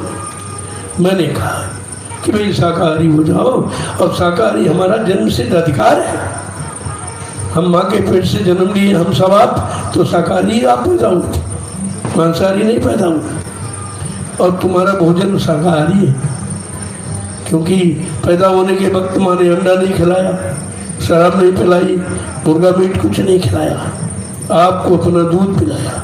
ये दूध शुद्ध शाकाहार, तो आप तो जन्म से शाकाहारी। और 3 गुण लेकर इंसान पैदा होता, शाकाहारी, सदाचारी और ब्रह्मचारी। ये तीनों गुण आप में थे। अब आपके पास पहले गुण नहीं रहा कि आप शाकाहारी नहीं रहे। परेशानी आने का कारण ये है कि जो प्रथम गुण था, उस गुण से आप अलग हो गए, परेशान हो गए। जब शाकाहारी नहीं रहे तो सदाचारी बनने का प्रश्न नहीं, और ब्रह्मचारी होने का भी प्रश्न नहीं। तो शाकाहार पर निर्भर है। बगैर शुद्ध आहार के तुम्हारे में कोई कर्म शुद्ध नहीं हो सकता। इसलिए दूसरा मैंने ऐलान किया है, अगर आप हिंदुस्तानी हो तो अपनी मातृभाषा हिंदी और संस्कृत को नमन करो, प्रणाम करो, अपनी जबान पर उसको जगह दो। ये काम आपको करना चाहिए, क्योंकि सब देश की पहचान उसकी भाषा है। हर मुल्क की भाषा अलग अलग है, लेकिन भारत देश की जो भाषा है सबसे महान है।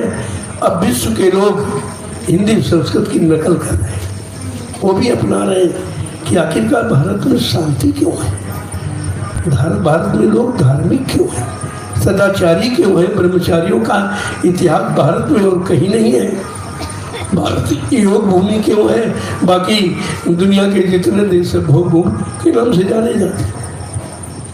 इस पर वो विचार कर रहे हैं, वो अपना रहे, तुम छोड़ रहे हो। इसलिए हमारी मातृभाषा हिंदी और संस्कृत।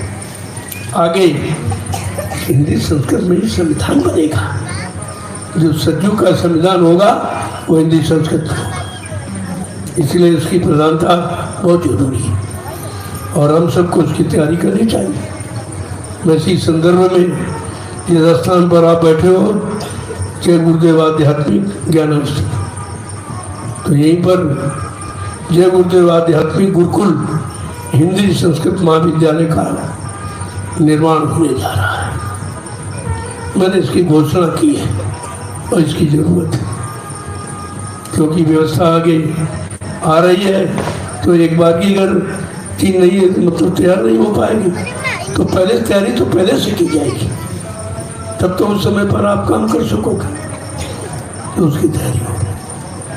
दूसरी पहचान है हमारी भारतीयता की कि भारतीय वेशभूषा। किसी देश में चले जाओ उसके वेशभूषा अलग है, लेकिन तुम्हारी कोई वेशभूषा ही नहीं। उधर गुलामी का इनकलाब करते हो, गुलामी हटाओ, गुलामी हटाओ, गुलाम इनको हटाओ, उनको हटाओ, लेकिन जो मुख्य चीज़ वो तो हटा ही नहीं रहे। ना तुम भाषा हटा पा रहे हो, ना वेशभूषा हटा पा रहे हो। ये पैंट पतलून ये अंग्रेजों की पोशाक है, आपकी नहीं। अभी अंग्रेजों के गुलाम आप, भाषा के गुलाम तुम, वेशभूषा के गुलाम तुम, अंडा मुर्गा मीट दारू के गुलाम तुम हो। गुलामी कहाँ चली गई? असली गुलामी तो यही है जो अभी तक आप उससे मुक्त नहीं हो पाए हो, और तुम मुक्त होने का प्रयास भी नहीं करते। मैं बार बार कहता हूँ, इसलिए मैंने ये 3 बिंदु जो रखे हैं, जो हिंदुस्तान के विश्व में आज तक किसी ने नहीं कहा, किसी इतिहास में आपको नहीं मिलेगा कि आप इस तरीके से। और चौथा बिंदु मैंने लिखा भारतीय नारी, कि नारी सृष्टि के केंद्र बिंदु है, और नारी का अपमान जब जब हुआ विनाश हुआ। चाहे त्रेता का सीता का इतिहास ले लो, और चाहे द्वापर में द्रौपदी का इतिहास ले लो। इसलिए भारतीय नारी कब कही जाएगी? जब भारतीयता में होगी, भारतीय वेशभूषा में होगी। तुम जिनकी पूजा करते हो, जिन देवियों की, कोई देवी सूट में मिली है? सूट पहने कोई देवी है? फिर तुम, यानी देवी सूट में नहीं है, लेकिन पुजारी सूट में है। और सूट में लूट है, साड़ी में नहीं। साड़ी में दया है। अगर सूट पहना तो द्रौपदी तो इज्जत लूट गई थी। साड़ी पहनी, साड़ी में देखो मदद की गई, साड़ी बढ़ा दी गई। ये प्रमाण है आपके ऐतिहासिक। इसलिए मैंने भारतीय नारी के लिए साड़ी का ही मैंने उपदेश दिया है, और धीरे धीरे आप धारण कर रहे हैं। साड़ी में तुम्हारी मर्यादा है, साड़ी में तुम्हारी सुरक्षा है, साड़ी में तुम्हारा बचाव है। तुम्हारा चरित्र बचेगा तो सब कुछ बच जाएगा। अगर जीवन में सबसे महत्वपूर्ण है तो चरित्र। अगर धन का नुकसान हो गया तो फिर पैदा कर क्यों कर लो?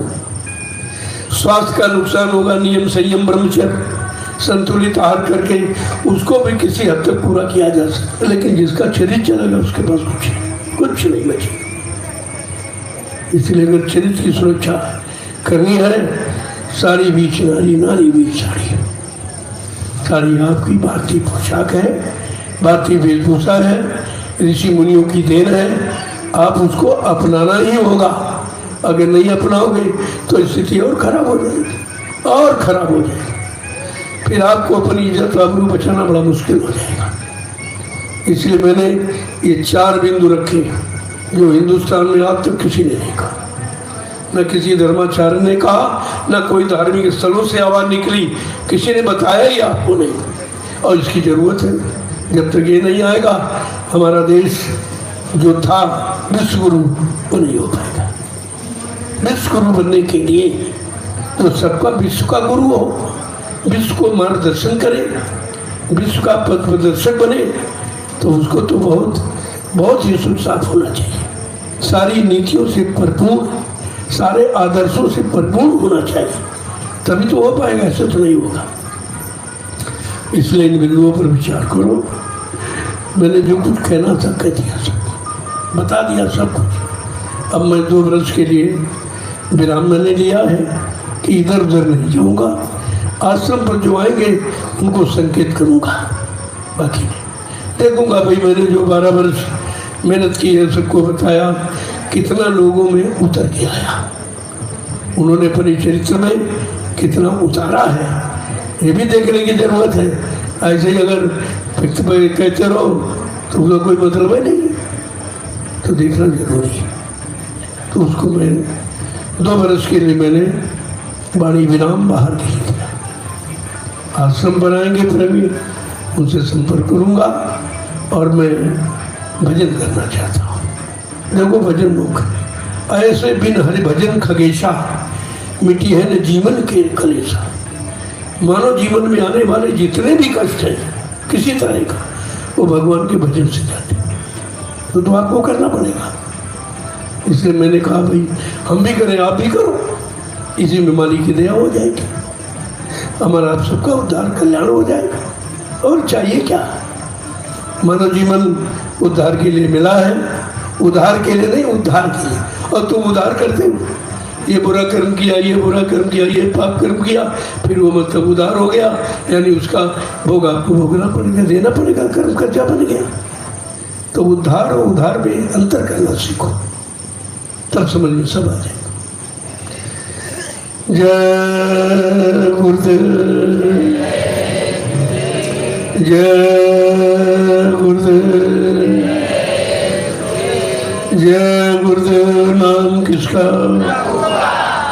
जय गुरुदेव। नाम किसका? प्रभु का प्यारा नाम। जरा खड़े हो जाइए अपनी, देखो कितनी देर में खड़े हो रहे। इतनी देर है जितनी देर खड़े हुए। जब तुम अभी खड़े नहीं हो पाए हो तो चलोगे कब?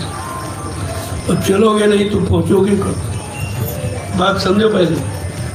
हमारा खड़ा होने का इशारा ही नहीं, खड़े तो रोज ही होते आओ और बैठते भी रोज। खड़े होने का मतलब अब अच्छे सच्चे काम के लिए खड़े हो जाओ, अच्छी सच्ची व्यवस्था बनाने के लिए खड़े हो जाओ, उसकी जरूरत है। और बैठो तो भजन पूजन के लिए बैठो, बैठना भी बुरा नहीं, ये चीज हमें साथ है। और झुको वहां जहां कुछ मिले। तुमको झुकना वहां सिखाया जहां कुछ नहीं, कोई पत्थर के आगे, कोई कागज कैलेंडर के आगे, कोई पानी तीरथ मूर्त, वहां क्या रखा? कौन देने वाला है? जहाँ देने वाला है नहीं वहाँ झुकने का लाभ क्या है? झुका जाता है कुछ लेने के लिए। जैसे रास्ते से जा रहे हो, कोई रुपया पैसा पड़ा, झुक के उठा लोगे आप। झुकना वहाँ है जहाँ कुछ मिले, लेकिन तुम्हारा झुकना भी गलत जगह है, खड़ा होना भी व्यर्थ में है। मतलब कुछ आपने करने की बात नहीं सोच पाई कि ये सब करने के लिए किया जाता है। ये जो शारीरिक क्रिया है इसमें भी कुछ लाभ है। जय गुरुदेव। जोर से बोलो, सब मिल बोलो, बोलना होगा, अभी से बोलो। दुख दर्द हरेंगे, सब कष्ट मिटेंगे, सुख शांति भी देंगे। सबके दाता, सबके मालिक, प्रेम से बोले। नाम नहीं इंसान का, ये काम नहीं इंसान का, ये काम है प्रभु का। प्रभु की सत्ता है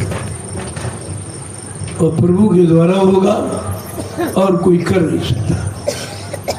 अभी लोगों की समझ में नहीं आ रहा प्रभु का मतलब क्या है, प्रभु कौन है, कौन काम करेगा, कैसे करेगा, किसी नीति सिद्धांतों से करेगा। ये तो आपको समझना पड़ेगा एक बार।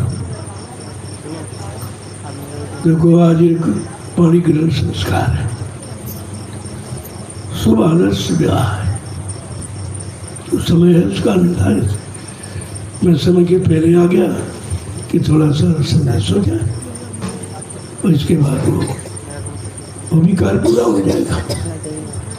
क्योंकि गृहस्थ आश्रम में प्रवेश लेने के लिए उत्तम घड़ी है, शुभ घड़ी है। और समस्त जितने संस्कार हैं, से तो 16 संस्कार है, लेकिन 6 का ज्ञान कराया गया। जन्म संस्कार, मुंडन संस्कार, नामांकन संस्कार, यज्ञोपवीत संस्कार, पाणी ग्रहण संस्कार और मृत्यु संस्कार। केवल इतने की व्याख्या है तो 16। इतनी की जरूरत है, इतने में आपका जीवन है तो बता दिया गया। लेकिन यह लिखा कि सर्व संस्कार संत समक्ष, सारे संस्कारों का शुभ और फलीभूत संत के समक्ष होता है, उसके समक्ष सारे संस्कार फलीभूत होते हैं। अपनी तरह से मनमानी करने से कोई काम नहीं।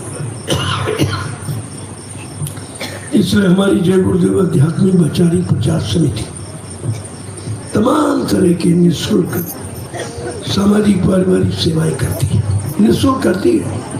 हिंदुस्तान का विश्व में कोई ऐसी समिति नहीं, उनका कोई न कोई स्वार्थ जरूर लगा,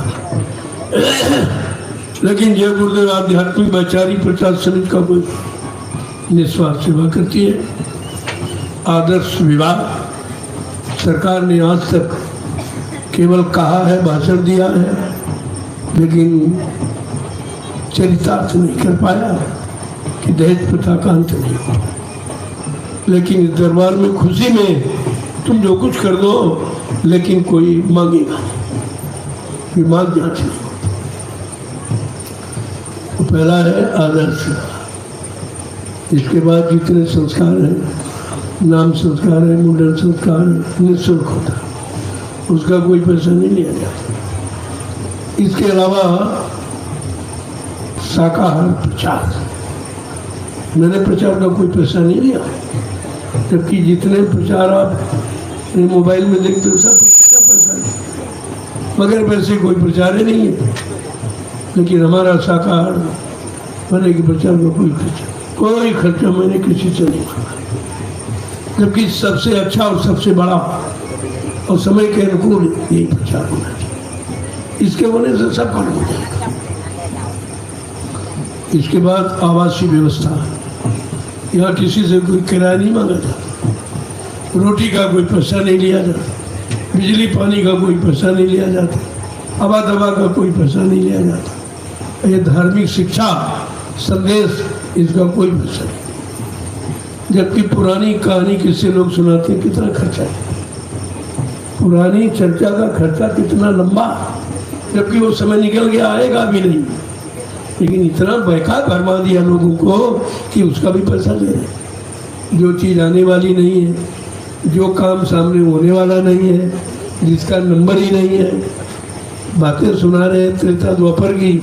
अब आएगा सतयुग, आने वाला सतयुग है, चर्चा तो सतयुग की होनी चाहिए थी, वो नहीं। तो लेकिन ये जो समय का संदेश हो रहा, इसका कोई पैसा नहीं है, ये अमूल्य है, इसकी कोई कीमत नहीं अदा कर सकता।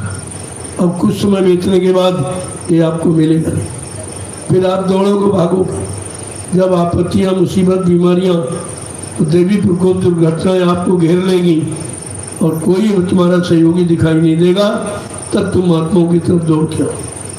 तो महात्मा संदेश देंगे, वहाँ पहुँचोगे तो और आगे निकल जाएंगे, फिर वहाँ दौड़ोगे फिर आगे निकल जाएंगे।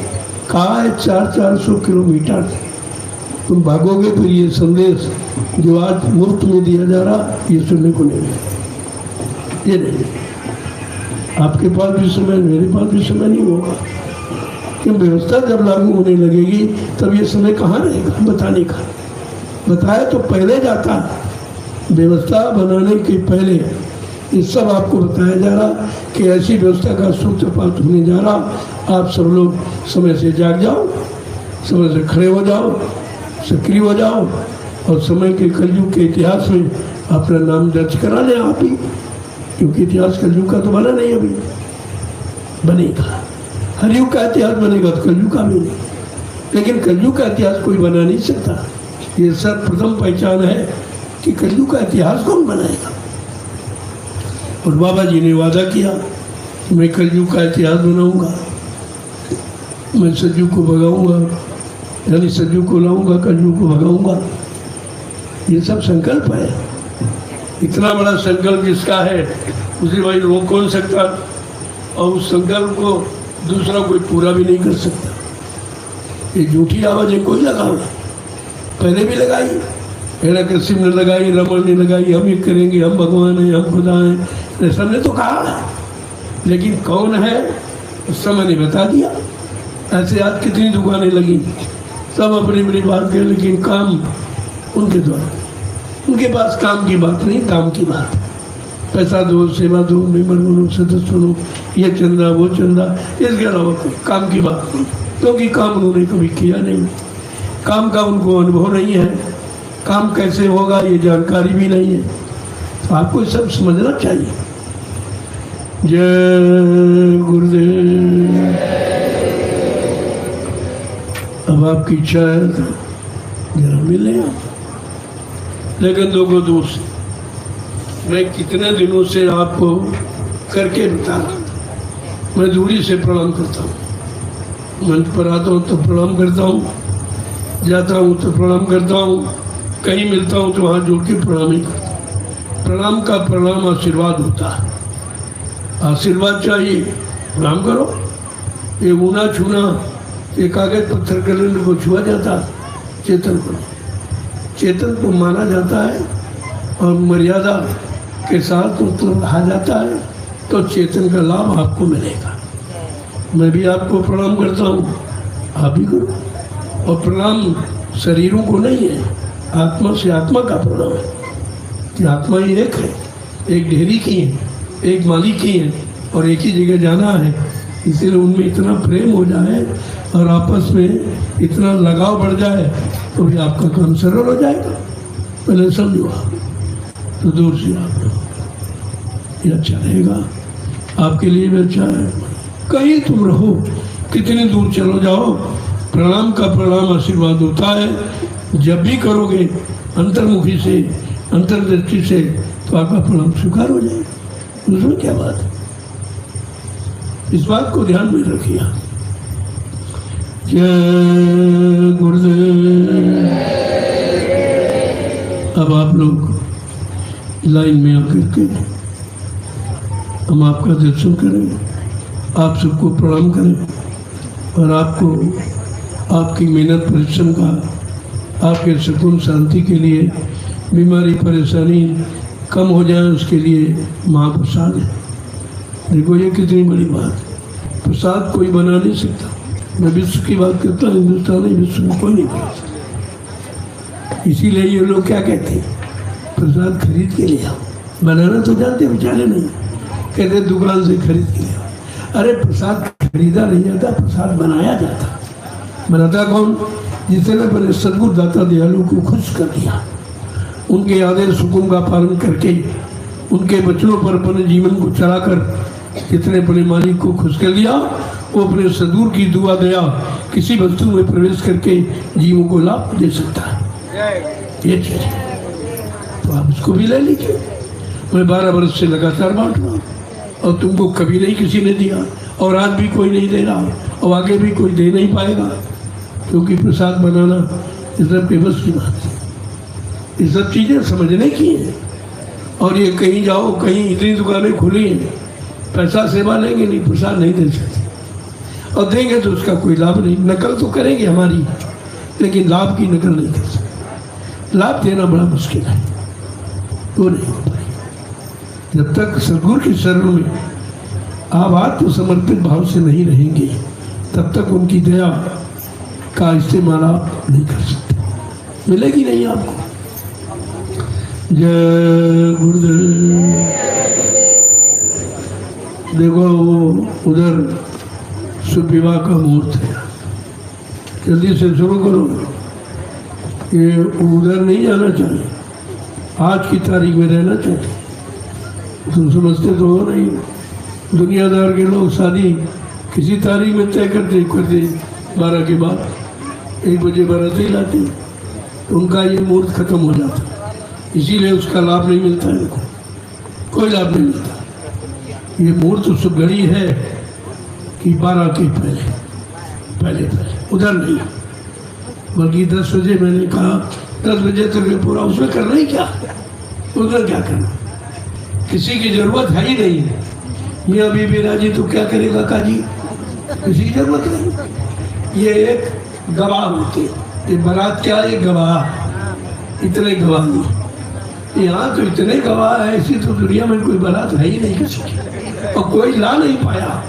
और ऐसे बाराती जो भोजन अपना करते, नाश्ता अपना करते, और सहयोग तुम्हारे में। क्या ऐसा भी कोई स्थान है ऐसी कोई जगह है या किसी ने ऐसा करके दिखाया, ऐसी बारात कोई ला सकता? इस पर आपको विचार करना चाहिए। ये आश्रम की मर्यादा है, तो आप इसको देखिए और प्रसाद लीजिए। अब देखिए आप किस तरह से, तो जल्दी से इसको निपटाओ। ये श्लोक की बात, और लोक की श्लोक की नहीं, श्लोक की, उसमें श्लोक लिखा हुआ, इस श्लोक। अगर इस श्लोक में रहना है तो भाई इसकी बात मान ले। तो 4 वेदों में 1 लाख श्लोक है, 1 लाख, 80,000 कर्म कांड, 16,000 उपासना कांड, मात्र ज्ञान कांड के 4 लाख, इससे ज्यादा नहीं, 4,000 श्लोक है। और भी भौतिक जगत का, अध्यात्म की कोई है ही नहीं, कुछ अध्यात्म की पहुंच नहीं है। तभी कहा वेद थके ब्रह्मा थके, थकी के शेष महेश, और गीता का जगम नहीं, वो सतगुरु का देश, वो तो उस देश से आते हैं जहाँ इनकी पहुंच नहीं, इनकी पैठ नहीं है। तो आपको तो समझना चाहिए। चलो फिर भी सामाजिक जीवन, व्यवहारिक जीवन, पारिवारिक जीवन को समझना चाहते हो, अब आप तो अनजान व्यक्ति प्रवेश में आए गृहस्थ से, उनके लिए संदेश है। अब वो मर्यादा के साथ अपनी मर्यादाओं को निभाए। और जो पंडित जी आए हैं भाई, यद्यपि ये संस्कार नहीं है, इस संस्कार से कोई जुड़ना कुछ नहीं। संस्कार जो संतों के यहाँ पड़ता है वो आध्यात्मिक संस्कार होता है, वो लाभकारी होता है। ये तो आप शादी विवाह करते उसी दिन विधवा हो जाती है, तो उसका मुहूर्त तो था इनका, कहाँ इस लोग चला गया। तो इस लोग इनका बनाया नहीं है, कितनी पौराणिक व्यवस्था है। उस समय लोगों में ऐसे विचार थे, ऐसा अच्छा खान पान था, ऐसे मतलब उनके अच्छे कर्म थे, उनके लिए विधान बनाया गया था। और विधान बनाने वाले ऋषि मुनि महात्मा थे, योगी थे, ये भोगी सब सुनाते बताते, इसीलिए तो उसका प्रभाव नहीं पड़ता, कोई प्रभाव नहीं पड़ता। इसलिए जल्दी से इसको निपटाओ। ये 7 शर्तें, और एक भी शर्त, जैसे राजनीतिक लोग शपथ ग्रहण करते हैं, ईश्वर को साक्षी करके एक भी काम नहीं, ईश्वर को भी नहीं डरते, उसको भी खा जाते, वो भी जेब में पड़ा ईश्वर भी। तो ऐसे से आप उम्मीद क्या करो, जिसमें भगवान की धारणा नहीं, वो इंसान को क्या देगा? क्या इंसानियत उसमें है ही नहीं, वो इंसान को समझता ही कुछ नहीं है। तो जल्दी से इसको निपटाइए हाथ। मुहूर्त के अंतर्गत इसका मुँह कर लीजिए। हमारा तो प्रभु नाम से ही सब हो जाता है। जय गुरुदेव नाम प्रभु का बोला, कम हो गया, करना क्या होता। जय गुरुदेव। अब आप लोग तब तक वो लोग अपना उधर काम करें। मैंने सब कह दिया, बता दिया, अब हमारी जरूरत नहीं है। अब आप जल्दी से इसको निपटाइए, ताकि मुहूर्त के अंतर्गत जो काम होता है शुभ होता है।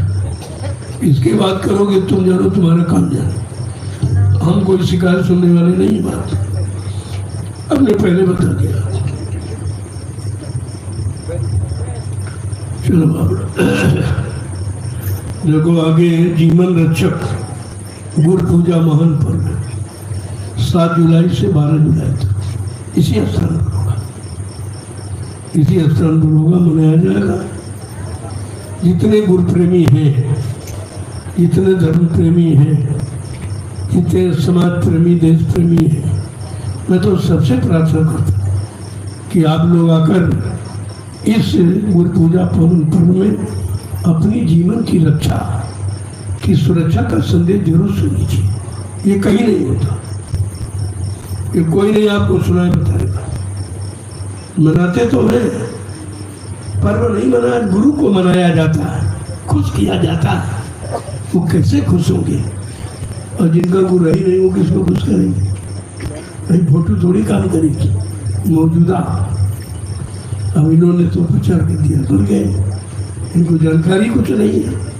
ये चीजें कहीं बनने वाली, जो काम करने अपना काम करके जाएगा, तो उसके बारे में कुछ जानते ही नहीं हो।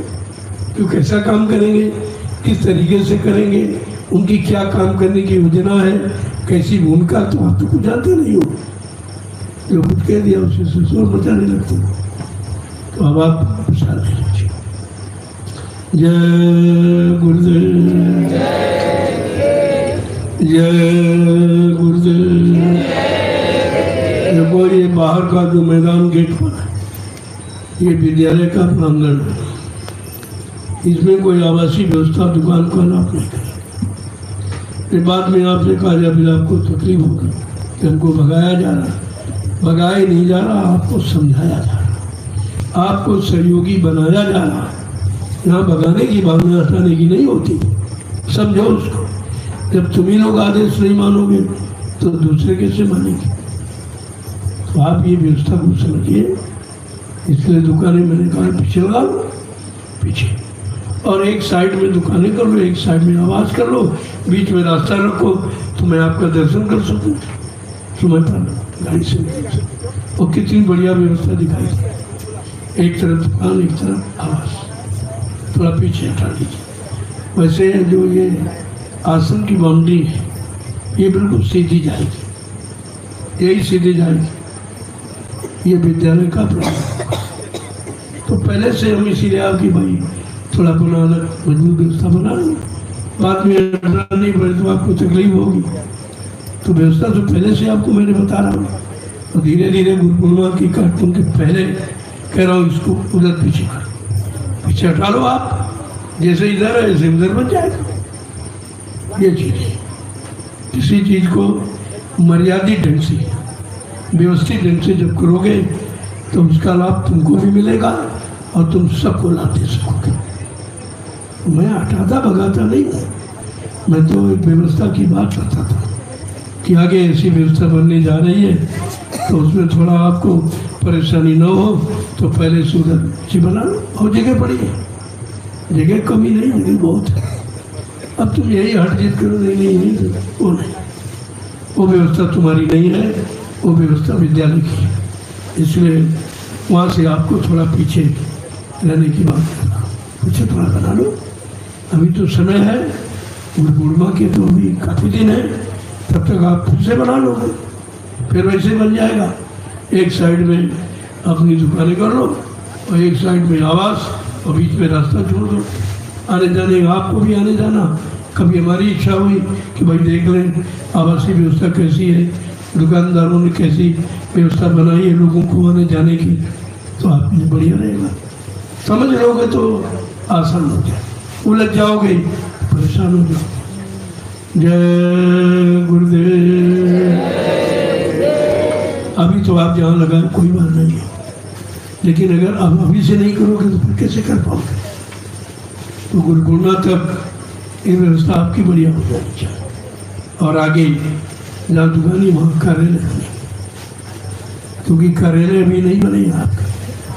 बगैर कार्यालय के कार्य को सुचारू रूप से चलाया नहीं जा सकता, प्रेमियों को जानकारी नहीं मिल पाएगी। तो जितने कार्यालय हैं वो सब उसी लाइन में बना दी जाएगी, ताकि आपको जो आने वाले लोग हैं उनको सुविधा मिले, उनको जानकारी मिले। जय गुरुदेव।